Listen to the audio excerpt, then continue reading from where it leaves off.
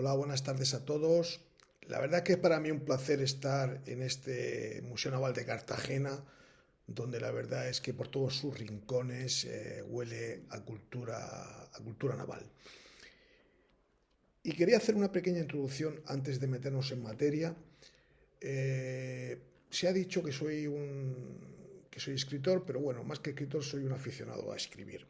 Lo que sí que soy es un empedernido lector. Y como tal, me gustaría nombrar a uno de mis escritores preferidos, como es Stefan Zweig, de origen austriaco, donde para mí es uno de los mejores novelistas que han existido.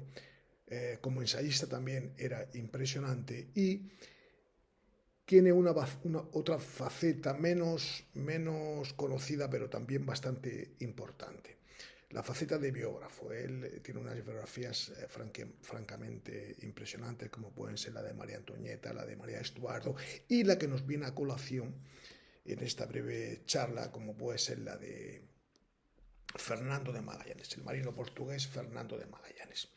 Y quería introducir, antes de empezar con lo que es en sí la charla, quería introducir diciendo que este escritor, en el prólogo de la novela o de la biografía de Fernando de Magallanes, dice que hay muchos sentimientos por los cuales una persona puede llegar a escribir una novela. Sentimientos de gratitud, seguimientos de exasperación, de cólera, incluso por personales para escribir tu propia historia, incluso algunos de ámbito intelectual. Pero lo que le llevó a escribir esta biografía era un sentimiento muy profundo de vergüenza. Y me explico. Y también lo explica él en el prólogo. Este hombre, que era austríaco, fue perseguido por los alemanes porque era de origen judío y tuvo que emigrar a Estados Unidos y posteriormente a Brasil, donde murió, se suicidó en la cama con su mujer.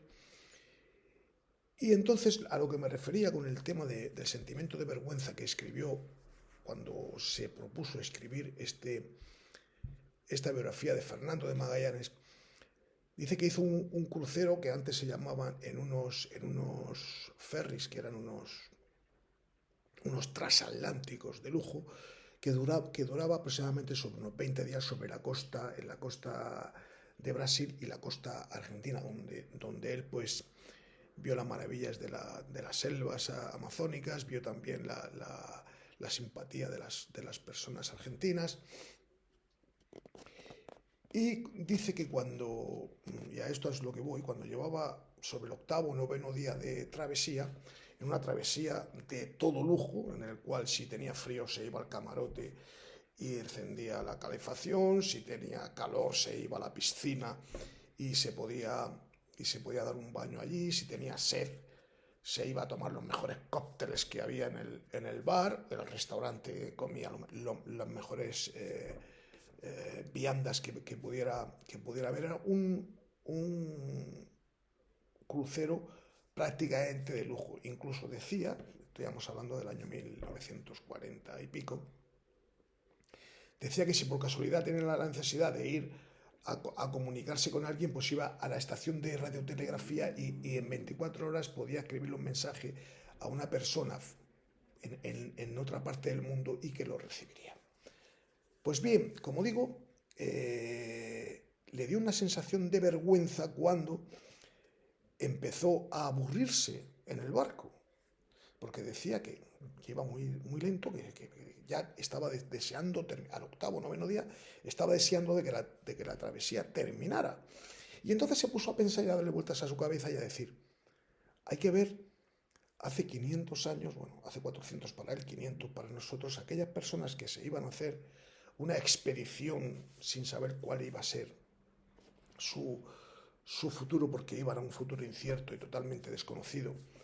Estas personas que dormían en una encubierta, con una alfombra, que a veces no tenían que llevarse a la boca, que pasaban sed, hambre, sueño, sentimientos de rabia, no podían comunicarse con sus familiares no sabían ni siquiera dónde estaban, y por eso dijo que se fue a la biblioteca del barco, del transatlántico, allí empezó a leer las travesías y las expediciones de estos navegantes de hace 500 años, que navegaron para nosotros porque somos fruto de lo que ellos, de los trabajos que ellos hicieron, y le dio una vergüenza infinita y no le quedó más remedio que tener que escribir sobre ellos, y por ello va esta biografía de Fernando de Magallanes.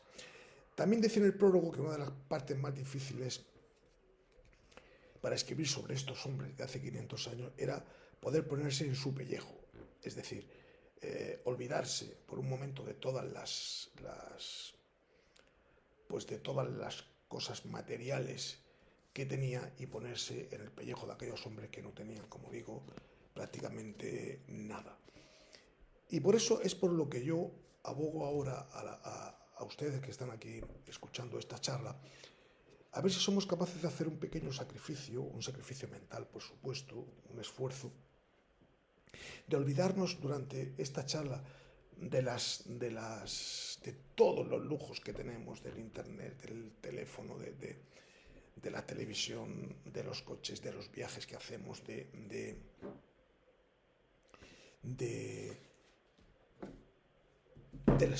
los electrodomésticos que tenemos en nuestra casa, en las neveras. No existía nada de esto hace 500 años. Y seamos capaces de poder ponernos en el pellejo de aquellos hombres para los cuales su vida valía muy poco. Llegar a 40 años, si se llegaba a 40 años, ya era una persona vieja,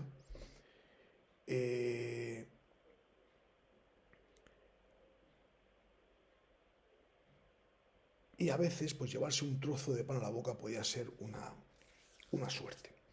Quiero decir con esto que a ver si nos podemos evadir un momento de nuestra y poder ser capaces de poner el pellejo de aquellos tripulantes, porque fueron muchas las penurias y los avatares que sufrieron aquellos hombres, que lograron, no lo olvidemos, una gesta histórica, con unas pequeñas naves redondas, con apenas medios de navegación. Estas pequeñas naves que tenían sobre 27 metros de eslora, la mayor, se movían única y exclusivamente por la fuerza del viento, como digo, con unos medios de navegación bastante rudimentarios y con un futuro incierto y totalmente desconocido. Y he puesto este cuadro porque hace colación a mi introducción, en la que podemos ver que Elías Salaverría, en el año 1922, con motivo del 400 aniversario de la llegada de Juan Sebastián Elcano a Sanlúcar de Barrameda, después de 3 años de navegación, 3 años menos 2 semanas de navegación, hizo este cuadro. Este cuadro ya nos podemos imaginar, ahí vemos a los hombres totalmente harapientos, con sus velas, descalzos, iban directamente a la capilla de la Virgen de la Victoria, de Santa María de la Victoria, a darle las gracias por haber... Pero este cuadro no deja de ser un cuadro, y por eso tiene un pequeño, desde mi punto de vista, un pequeño fallo, que no tiene mucha importancia, pero que sí vemos que también pintamos con la mentalidad de hoy en día. ¿Y cuál es este pequeño fallo que yo le veo? Y es que antes los barcos no atracaban porque no había puertos, los barcos fondeaban y bajaban a tierra las tripulaciones en unos pequeños bajeles de apenas 3, 4, 5 metros de eslora, donde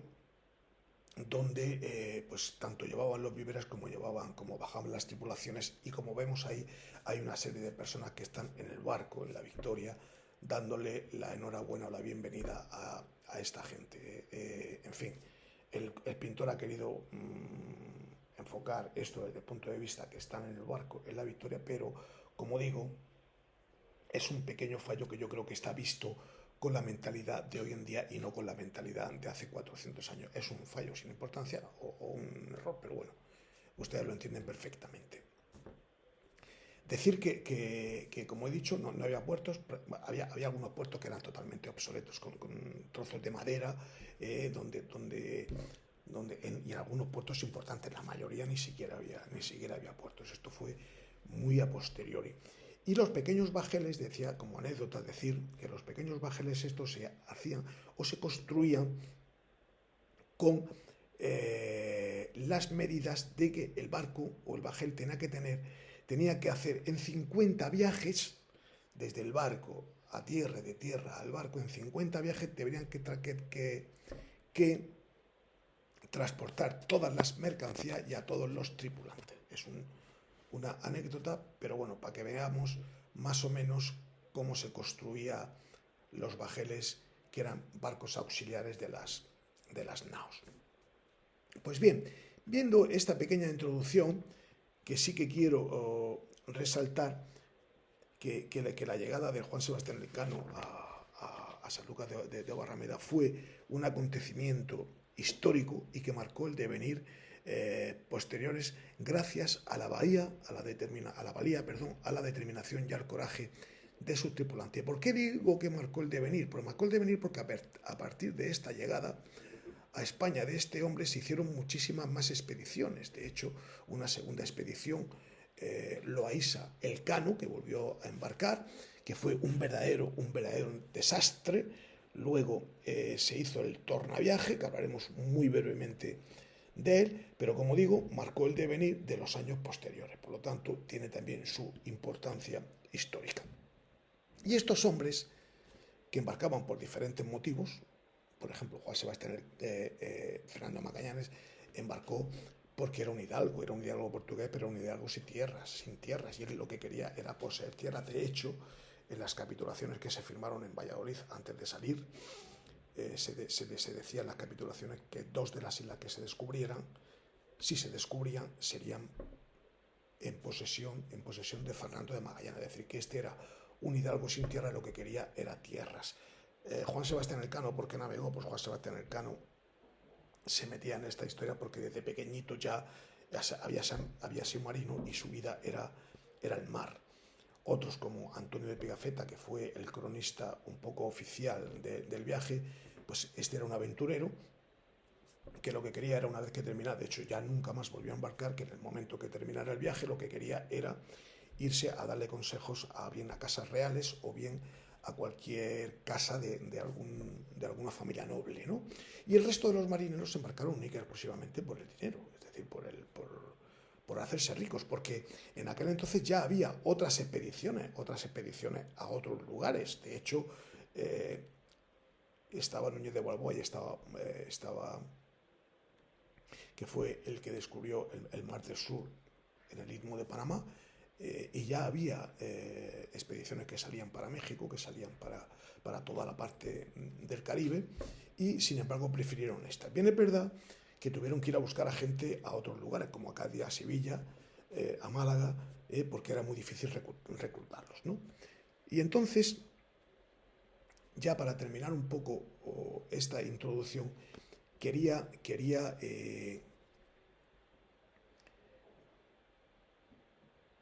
esta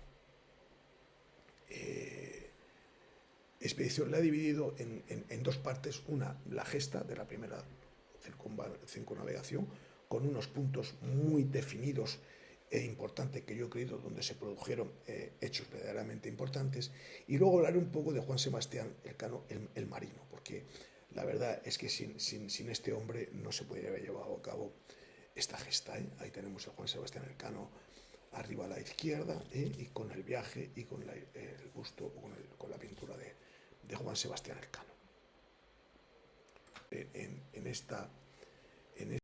Pues bien, aquí tenemos lo que fue la vuelta al mundo, porque mi intención va a ser dar una visión de conjunto de cuál fue la primera circunvalación a la Tierra, efectuada por Juan Sebastián Elcano a bordo de la nao Victoria, que fue la única sobreviviente de la expedición marítima española, con el propósito de abrir una ruta nueva comercial con las Molucas.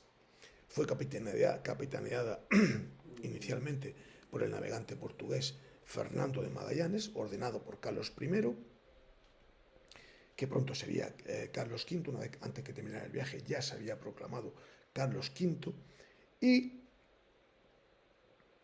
para darle mayor énfasis a esta expedición la llamaremos Magallanes Elcano, porque si bien fue el primero el que la preparó, el que la organizó y también el que la navegó en la mayor parte, fue el segundo Juan Sebastián Elcano el que llegó con la nao totalmente cargada de especias hasta Sanlúcar de Barrameda.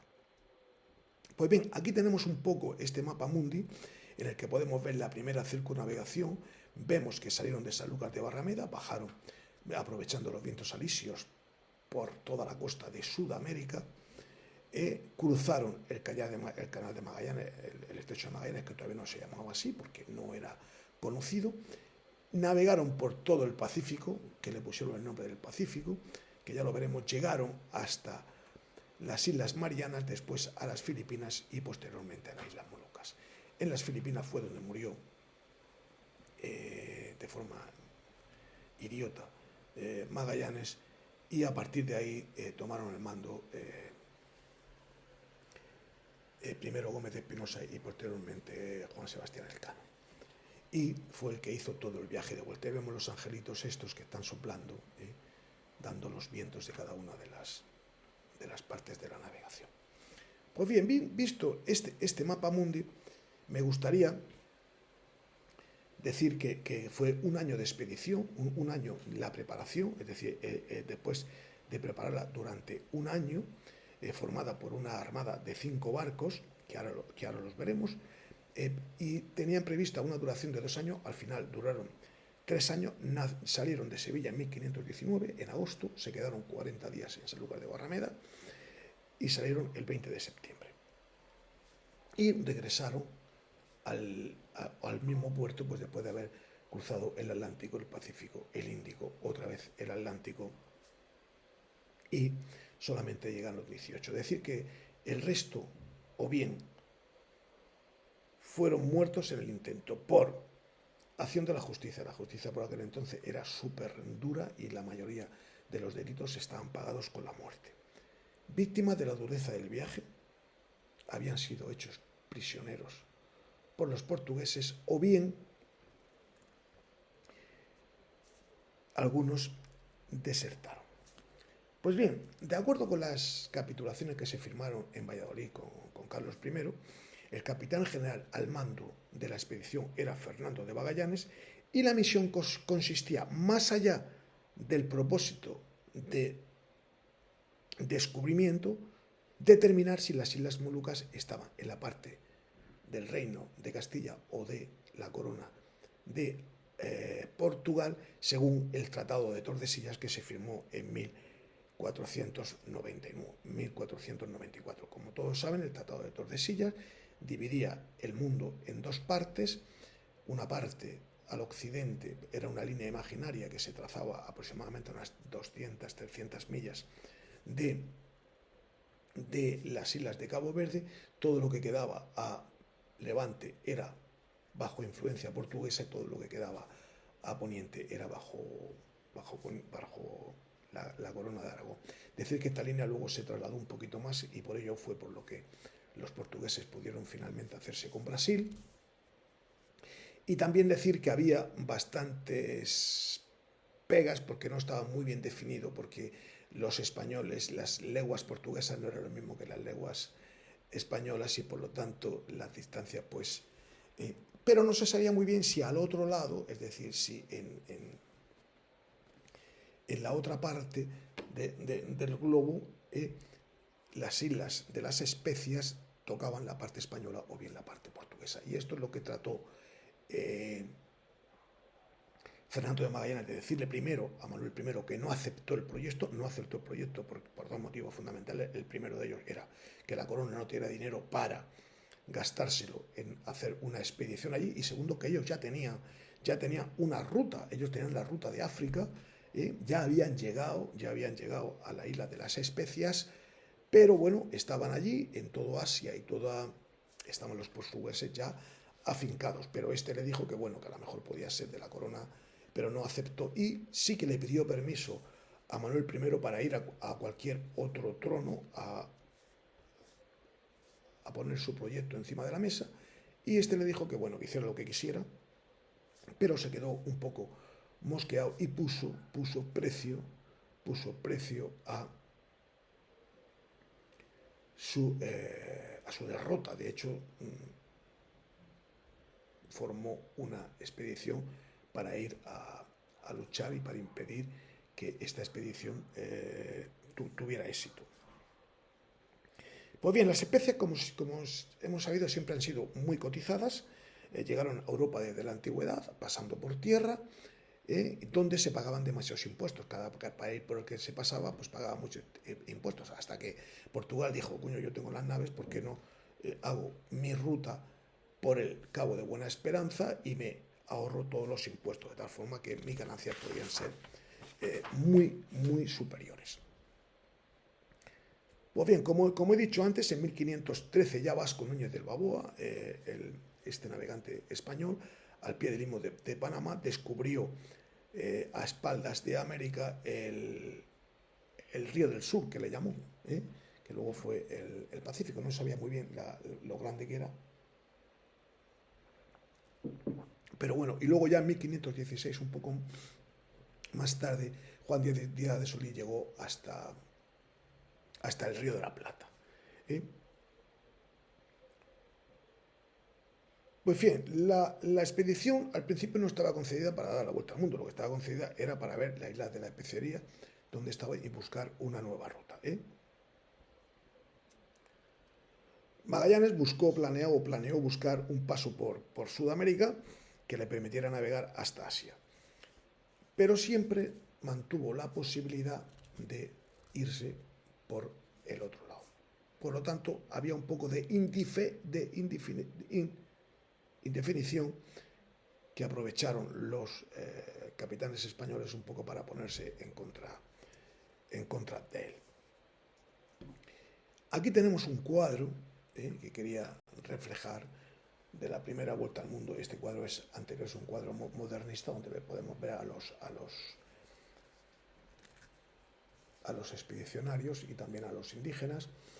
Y este cuadro es muy importante, está en el Museo Naval. Es un cuadro bastante grande, tiene casi 3 metros de alto por 15 de ancho. Y este cuadro nos da un reflejo importante de qué es lo que buscaban los expedicionarios. Era, por un lado, expandir las posesiones de la corona, y los vemos armados.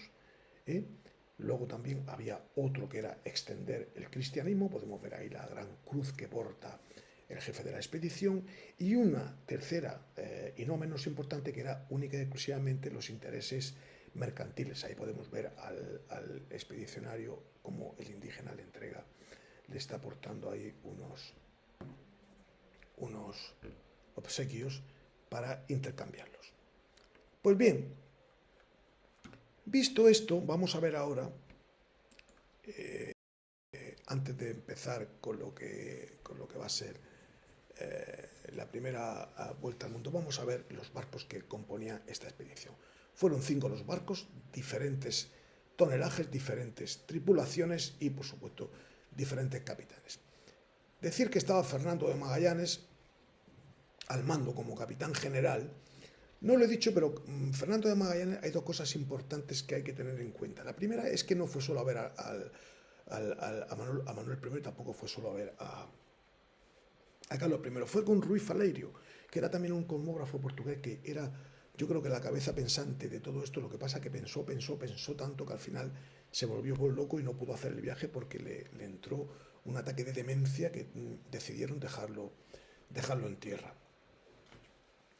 Esto es una de las primeras cosas que quería decir, que iba con Ruy Faleiro.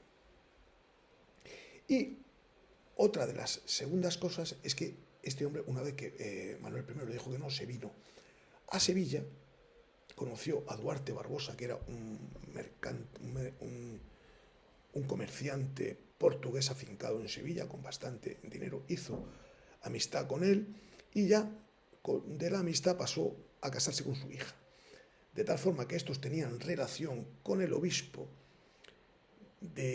o con el jefe de la casa de contratación, con el obispo Rodríguez de Fonseca, entablaron conversaciones y fue por lo que fueron a ver a Carlos I. Rodríguez Fonseca apostó fuertemente por esta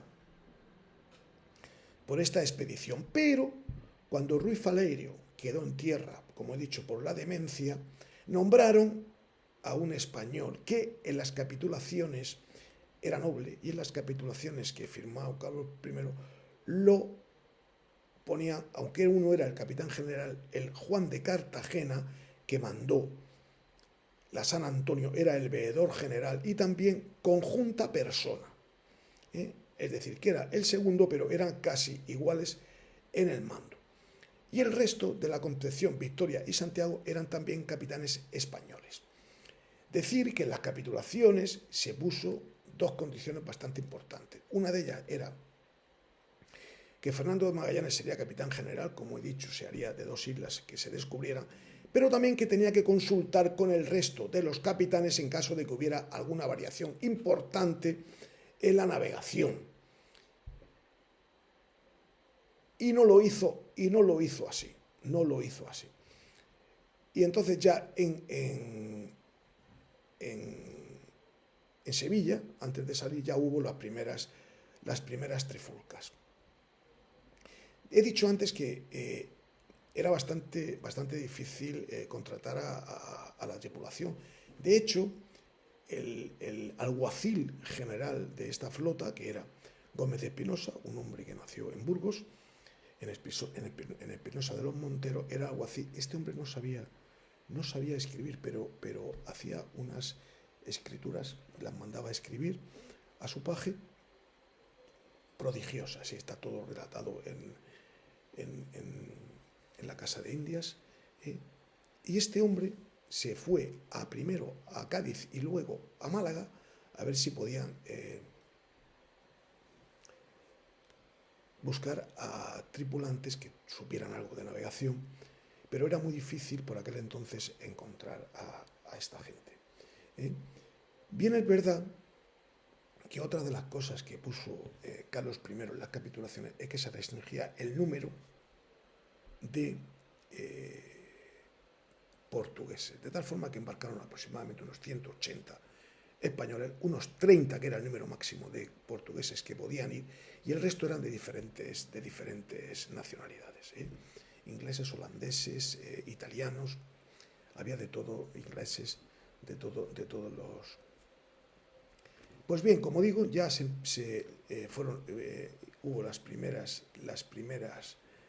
problemas de Magallanes.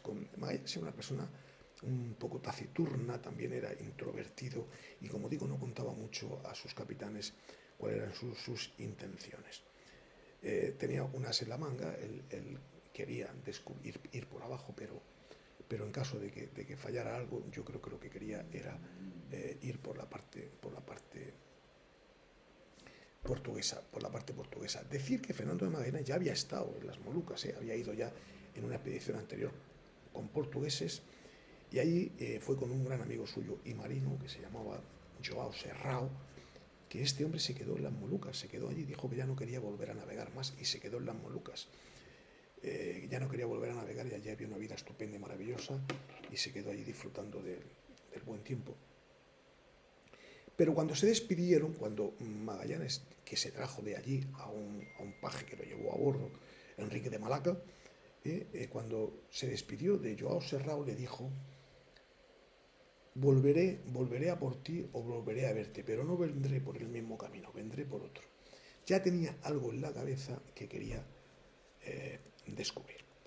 Pues bueno, intentando ya llegar a lo que fue la partida de la expedición, como he dicho, hubo un fracaso de las conversaciones de Magallanes con Ruy Faleiro y Manuel I.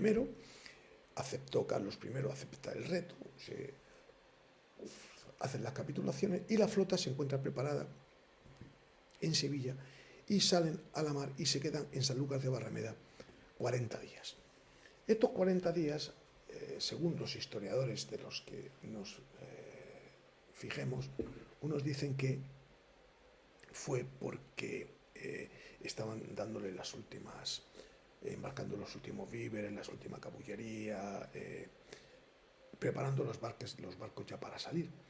Sin embargo, otros historiadores dicen que lo que estaban esperando es que los portugueses, que habían montado una flota en contra de ellos y estaban por ahí, por las inmediaciones del delta de Guadalquivir, se quitaran de en medio, es decir, que no hubiera portugueses en la costa. Esperaron y salieron ya al mar, tocando la primera escala.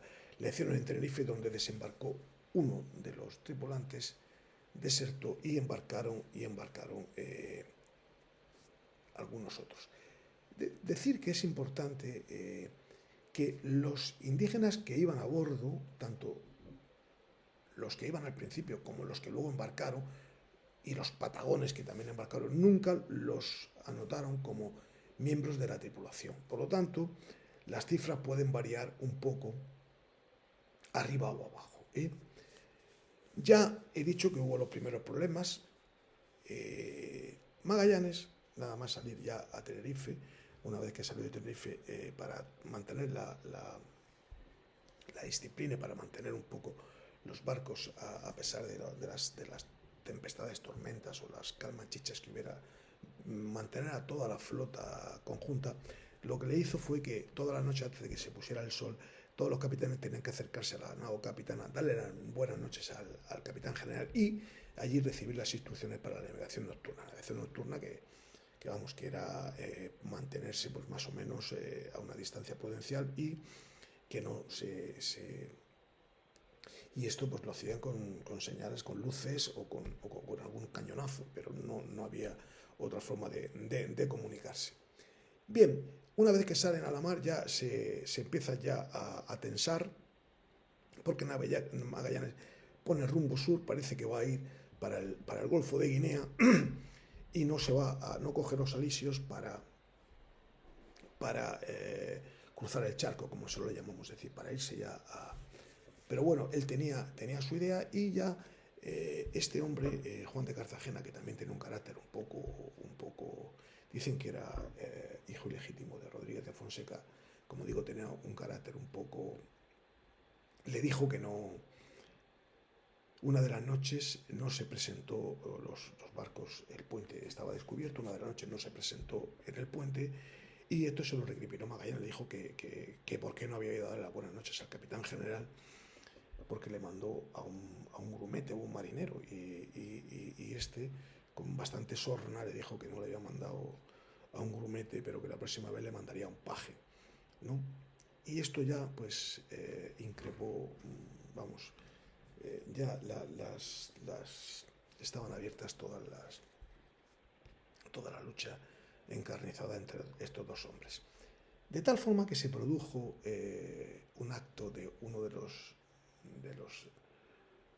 capitanes, de los maestres, que se llamaba, hizo un acto de sodomía a un grumete. Y esto por aquel entonces estaba pagado con la muerte. Pero esto llegó a oídos de Magallanes y quiso saber de primera mano qué es lo que había pasado para juzgar a este hombre. Llamó a todos los capitanes a su barco y aquí lo condenaron a muerte, pero una vez que tocaran tierra, ¿no? Para enterrarlo y no dejarlo en la mar. Lo condenaron a muerte a este hombre. Pero en esta reunión hubo de todo y ya Magallanes y Juan de Cartagena ya se dijeron prácticamente de todo y en uno de estos ya Magallanes harto le dijo, hete preso, y le mandó a otro de los capitanes que lo detuvieran, que le pusieran el cepo y que se lo llevaran. Quería dejarlo a bordo, pero intercedió uno de los capitanes y dijo que no se preocupara, que lo iban a vigilar con el cepo puesto. El cepo era ponerle ahí unas cadenas en los pies y unas cadenas en darle de comer y ya está. A un noble, es decir, que se atrevió a esto. Pues bien, arrestó a Cartagena, que era el veedor y el capitán de la San Antonio, y siguieron navegando. Tras 4 meses que hubo de todo, hubo calmachicha, hubo tempestades, tormentas, de todo, llegaron a la bahía de Santa Lucía, conocida hoy como Río de Janeiro. Allí estuvieron haciendo víveres y continuaron rápidamente hacia abajo porque llevaban bastante retraso y el invierno austral se le iba a echar encima. Llegaron hasta el Río de la Plata, que había sido descubierto año antes, como he dicho, por Díaz de Solís, que fue devorado por los indígenas justo en este descubrimiento, y yo no entiendo muy bien por qué se empeñó Magallanes en explorar este río de la Plata cuando ya se sabía que no había salida al otro mar. Y tardaron casi 20 días ahí, llegaron hasta el final con embarcaciones más pequeñas, con los bajeles, hasta que llegaron al fondo, vieron que ahí estaba el río Panamá, el río Paraná y el río Uruguay, totalmente el agua totalmente dulce, y ahí perdieron un tiempo de oro. Pues bien, continuaron la navegación y llegaron hasta bastante al sur, hasta el puerto de San Julián, donde de aquí ya no pudieron seguir porque ya había mucho hielo, muchas tempestades, y se cobijaron en el puerto del Río de la Plata, que era un lugar inhóspito, pero por lo menos estaban protegidos. Ahí se pusieron las 5 naves fondeadas, y Magallanes de vez en cuando mandaba a la nao Santiago, que era la más chiquitita, a que explorara durante 2 semanas y que volviera a ver si ellos encontraban alguna salida. En una de estas, con un pampero, se pierde la nao Santiago, choca contra las rocas y los supervivientes tienen que volver andando más de 100 kilómetros hasta el puerto de San Julián. Aquí es donde se tienen los primeros contactos con los indígenas, que le llaman los patagones, porque tenían que las piernas las tenían muy grandes, patagones, y también en esta bahía de San Julián se empiezan a agotar las provisiones y tienen que empezar a racionar la comida. Como digo, era un lugar totalmente inhóspito, y varios oficiales, aquí es cuando se produce una insurrección, porque varios capitanes españoles le exigen a Magallanes, encabezado por Juan de Cartagena, que estaba preso, le exigen a Magallanes que se den la vuelta y que regresen a España. Aquí se produce un acto bastante. 3 de las embarcaciones se sublevaron, y mandó Magallanes a su alguacil, que era Gómez de Pinoza, como he dicho antes, que era como el policía de a bordo, lo mandó a hablar con Mendoza, el capitán de la Victoria. Lo mandó con una carta, y a estas le recibieron a bordo, y cuando estaba un poco entretenido, Mendoza sacó un cuchillo y se lo clavó en el cuello, dándolo por muerto a Mendoza.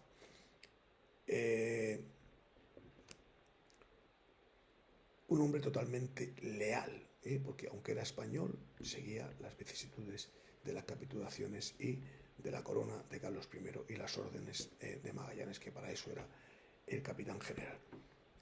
Se hicieron unos juicios, decapitaron a Quesada, que era el comandante de la Concepción, le cortaron la cabeza, se la cortó su propio paje, y a Juan de Cartagena y a uno de los no se atrevieron a matarlo y lo dejaron en tierra. Aquí ya apareció por primera vez Juan Sebastián Elcano, que era uno de los que se sublevó, pero tuvo que perdonar a más de 40 personas porque si no, no podía seguir el viaje. Aquí tenemos la insurrección que he nombrado antes, como le cortan la cabeza a uno, ahí lo tenemos arriba a la derecha, ahí tenemos la Nueva Victoria, que está en Puerto San Julián, es ahora mismo un museo. Ahí tenemos el puerto de San Julián, bastante protegido, pero por aquel entonces bastante inhóspito, y ahí tenemos pues una de las placas que hay en la bahía de San Julián. Pues bien, seguimos y salen a la mar, y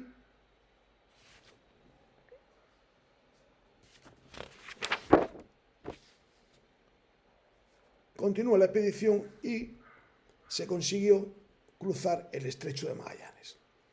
Fue una odisea cruzarlo, por lo complicado de la costa. Está lleno de bifurcaciones, buscando siempre el mejor camino para llegar. Aquí os puedo poner, no, porque si no, no puedo ir para atrás. Bueno, fue una odisea. Al principio le pusieron el estrecho de Todos los Santos, y muy pronto se llevaría el nombre de Magallanes, el estrecho de Magallanes. Aquí vieron multitud de hogueras, por eso le pusieron Tierra del Fuego, multitud de hogueras, porque hacían los indígenas para calentarse, y por fin el 28 de noviembre de 1521 años y 6 meses después consigue surcar el Pacífico. Decir que antes de esto, una de las naos, la nao San Antonio, ya quedaban 4, pero la nao San Antonio, que era la más grande y también la que portaba la mayoría de los víveres y las cartas de navegación, se da la vuelta y regresa a España. Se amotina, se da la vuelta y regresa a España.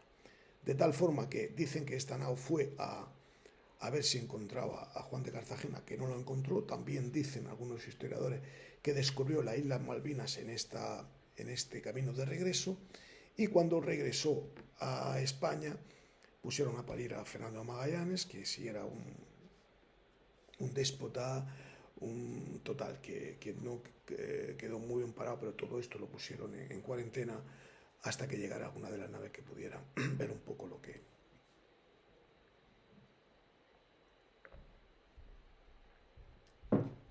Esta nave hacen preso a Mezquita, que era primo de Magallanes, lo hacen preso y se vuelven. Y las otras 3 naves ya salen a navegar, la tripulación sale a navegar, y se tiran casi 3 meses sin avistar costa. De tal forma que el escorbuto ya se ceba con la tripulación, tienen que empezar a comer serrín, y hasta que por fin llegan a las Marianas, a la isla de los ladrones. Le llamaron la isla de los ladrones porque allí los indígenas se dedicaron a por las noches embarcar en pequeñas naves y robarle todo lo que pillaban. Tuvieron que salir de allí un poco por pies, y hasta que por fin llegaron a las Filipinas, que fueron los primeros europeos en llegar a las Filipinas. Y aquí hay un hecho bastante importante, pero que es de mi cosecha, porque las Islas Filipinas están bastante más al norte que las Islas de las Molucas, y este hombre, Magallanes, sabía perfectamente en qué latitud, en qué longitud, en qué latitud estaba, en qué paralelo estaba la isla. Por lo tanto, no sé por qué subió tanto. Algunos historiadores dicen que subió porque aprovechando los vientos, otros porque querían descubrir más tierras,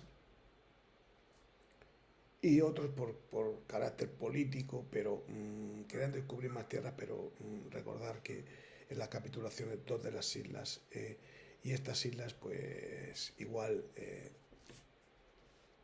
Magallanes se quería hacer con alguna de ellas.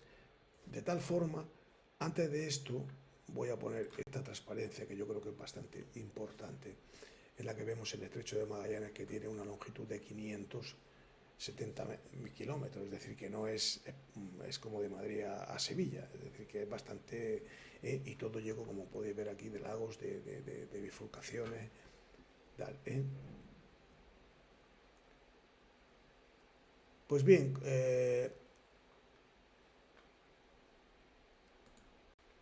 como digo, Magallanes optó, una vez que llega por mantener una paz y convertir al cristianismo a todos los nativos, pero allí había varias islas en las cuales estaban un poco en tensión un rey con otro, ¿no? Y aquí, pues Fernando Magallanes encontró la muerte porque se puso de parte de uno de los reyazuelos de la isla, que le dijo que estaba peleado con Lapu-Lapu, que era el de la isla de al lado, la isla de Mactán, y se fue allí con 30 de sus hombres y también con algunos indígenas, y allí encontró la muerte. Y aquí hay que decir que, según el historiador que veamos, uno de ellos dice que Antonio de Pigafetta decía que se ha muerto nuestra luz, la estrella que nos guía, porque era un acérrimo seguidor de Magallanes. Sin embargo, algún otro, como Ginés de Mafra, que era un marinero de Jerez de la Frontera, decía que qué coño fue a hacer ahí cuando en las capitulaciones se ponía perfectamente, estaba perfectamente estipulado que había que mantener la paz a todo riesgo, que no había que poner en riesgo ni las naves, ni la tripulación, ni nada. ¿Qué coño iba a hacer allí peleándose con otro rey rival de la isla donde estaban? Por lo tanto, pues según se puede ver. Lo sucedió Duarte Barbosa, que era su cuñado, que también murió en Cebú. Una vez que llegaron a la isla de Cebú, le hicieron una cena trampa y ahí murieron con 30 de sus hombres. Tuvieron que salir de ahí por patas. Primero nombran a otro portugués, jefe de la expedición, que es Carvalho, y queman una de las naves. Quedan 108 hombres y tienen que quemar una de las naves porque no pueden tripular las tres. La que peor estaba, la Concepción, la queman y salen de allí bastante rápido con Carvalho, que era un déspota también y tenía muy mala conducta, y lo destituyeron a finales de 1521. Y aquí es donde aparece ya Gómez de Espinosa, que he dicho que era el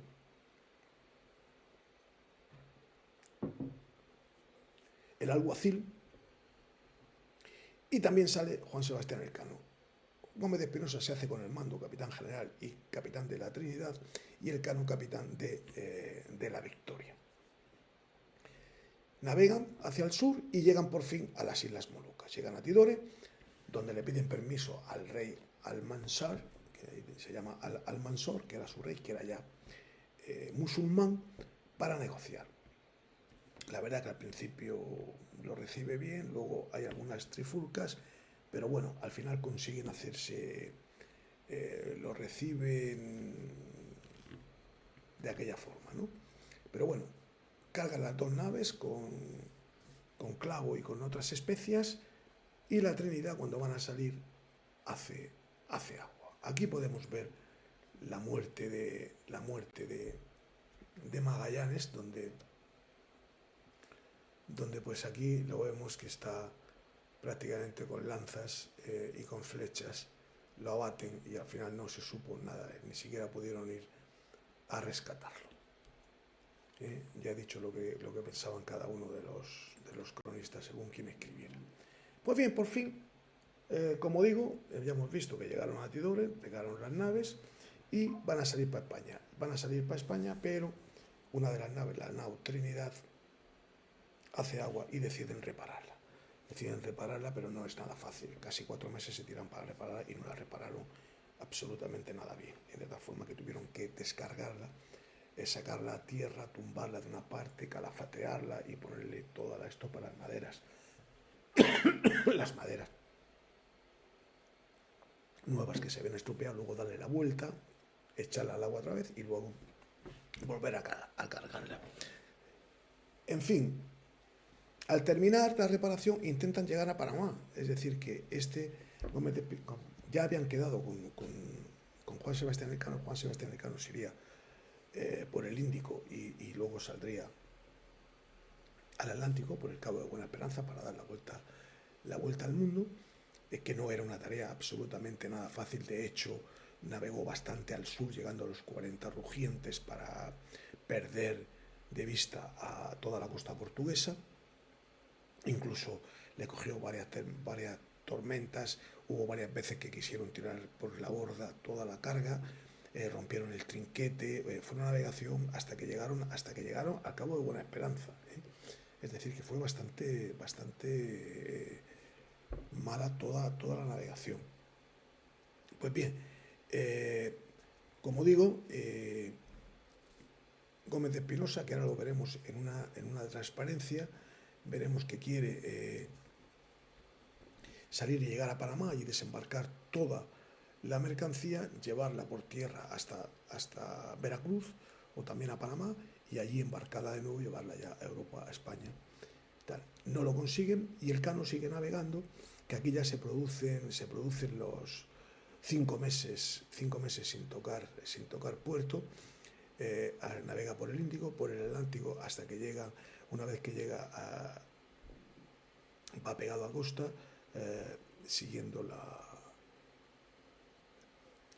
la costa hasta que llegan a la isla de Cabo Verde. Y en la isla de Cabo Verde aquí se producen 2 hechos bastante importantes. Primero es que consulta con la tripulación qué quieren hacer. Estaban muy cerca de España. Si quieren bajar, estaban totalmente muertos de hambre y de sed. Si quieren bajar con el peligro que eso conlleva, o bien seguir hasta España. Votan y se deciden bajar a España. Y aquí en Cabo Verde se producen 2 hechos importantes. Dejan el barco fondeado diciendo que vienen de América, que no vienen de la India ni de las Molucas, y se producen dos hechos importantes, como digo. Uno de ellos es que para la tripulación era miércoles y sin embargo para los nativos de la isla era jueves, es decir, que habían ganado un día al navegar siempre hacia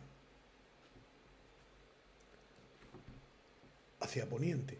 Y otro de los hechos que se produce es que 13 de los hombres se quedan en tierra porque van a pagar las especias, van a pagar los víveres y pagan con especias, con clavo, y entonces se le enciende la luz a los nativos y dice, coño, estos son los que vienen de ahí, son los españoles, vamos a detenerlos. Pero Juan Sebastián Elcano se hace a la mar, puede hacerse a la mar y llegar a España.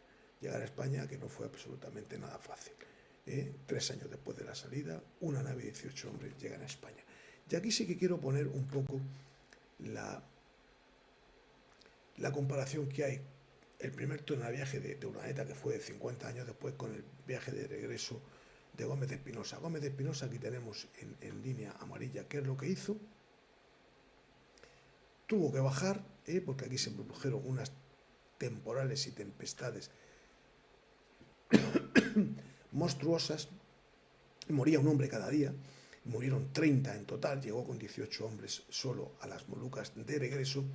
Y aquí dicen los historiadores que es la primera vez que se hace, que estaba prohibido por aquel entonces, pero la primera vez que se hace la autopsia a un cadáver, porque no sabían de qué morían. Tenían hemorragias externas, como digo, del escorbuto con los dientes que se le metían en las encías, y abrieron a un cadáver que lo tuvieron que cerrar enseguida porque estaban todas las venas llenas de sangre y el cuerpo lleno de sangre, de tal forma que los siguientes que estaban enfermando lo que hacían era sangrarlos, pero no se curaban, seguían muriendo. Se llegaron prácticamente con 14 hombres de nuevo a las Molucas. Lo otro es el tornaviaje que consiguió hacer con el que se llama el Manila, que si quieres luego podemos hablar, pero ya estamos bastante mal de tiempo. Y como digo, volvieron. Pues bueno, visto esto, aquí vemos en línea roja qué es lo que hizo Magallanes hasta que muere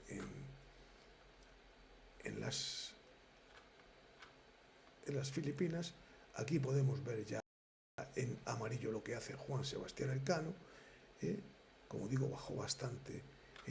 ¿Y qué podía haber sido de este hombre si descubre? Luego lo descubrió Cook, el inglés. Australia, ¿cómo hubiera cambiado la historia si Juan Sebastián Elcano se llega a encontrar con Australia? Como digo, llegan al Cabo de Buena Esperanza y al final la isla de Cabo Verde. Bien, y Maximiliano de Transilvano dice en una de sus crónicas que este era el secretario de Carlos I, también escribió bastante porque llamó a 3 de los supervivientes, de los 18 hombres, para que contara sus historias, y dice que fue la navegación admirable, más admirable realizada jamás en tiempo alguno, ni siquiera intentada por nadie. Pues bien, visto todo esto, vamos a ver un poco, muy por encima, la ciencia de la navegación por aquel entonces. Aquí podemos ver cuadro bitácora donde apuntaba todo lo que acontecimientos importantes. Aquí tenemos una brújula que todos conocemos, la carta de Juan de la Cosa, 1500, se conserva la original en el Museo Naval. Aquí tenemos un astrolabio, que era para bajar el sol o para bajar las estrellas, para calcular mediante triangulación la situación. Luego, posteriormente, dio paso al sextante y un artilugio bastante que aquí era bastante arcaico, que era la corredera de barquilla, que no era simplemente más que un trozo de madera lastrada con plomo y con un cordel donde se ponía nudos. Cada 15 metros se hacía un nudo y con un reloj de arena se contaban los nudos que salían por la popa, se tiraba por la popa para calcular la velocidad y se ponía en nudos. Y por eso la velocidad se sigue midiendo en nudos, en la unidad de velocidad en el mar. Y ahora, terminado esto, vamos a hablar un poco del hombre de Juan Sebastián Elcano, que tengo que decir que este hombre nació en Guetaria, como muchos saben, era perteneciente a la corona, a la corona de Castilla, en 1486 y murió con 39 años, lo que yo decía antes, con 39 años de edad. Pertenecía a una familia de pescadores bien asentada. Eran también marinos bastante acomodados y que contaban con casa propia y embarcaciones con las que se dedicaban al comercio. Era el primogénito de 9 hermanos. Se conoce muy poco de la vida de los otros. Sé que había 3 marinos que luego embarcaron con él en la segunda expedición, la expedición de Loaysa, y uno era sacerdote. Se casó 2 veces, una en Guetaria, tuvo una hija, y luego tuvo un hijo Domingo, que se le conoce porque lo dejó con el testamento. Se casó en Valladolid con María Hernández de Rialde y lo nombra, como digo, en su testamento. Desde muy joven se enroló, su vida era la mar, se enroló en barcos pesqueros y comerciales, por lo que adquirió una gran experiencia marinera. Formó parte de varias expediciones, la expedición de Argel y también unas expediciones en la campaña de Italia. Y en esta última campaña, la de Italia, tuvo que hipotecar su barco porque no podía pagarle a la tripulación porque no le llegaba el dinero proveniente de la corona. Primero lo tuvo que hipotecar y posteriormente lo vendió a unos mercaderes saboyanos, con lo que se produjo un delito, porque en aquel tiempo vender un barco armado en tiempo de guerra era delito. Y tuvo que salir más o menos por pies de su zona de confort, de su Guetaria querida, y se fue a Sevilla. Se instaló en Sevilla y aquí tuvo conocimiento de que había un portugués que quería y se enroló como maestre de una de las naves. Decir que este hombre hizo una gesta inigualable, y todos estos marinos que nos precedieron representan un preciado estímulo que debe inspirar a las generaciones que hemos heredado su legado y merece nuestro más sincero homenaje.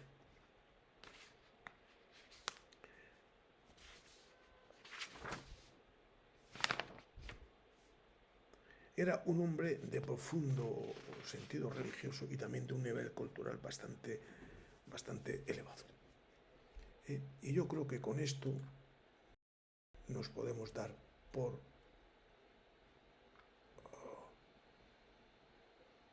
aquí tenemos al busto, al Juan Sebastián Elcano, y aquí tenemos el espléndido buque escuela. Y aquí podemos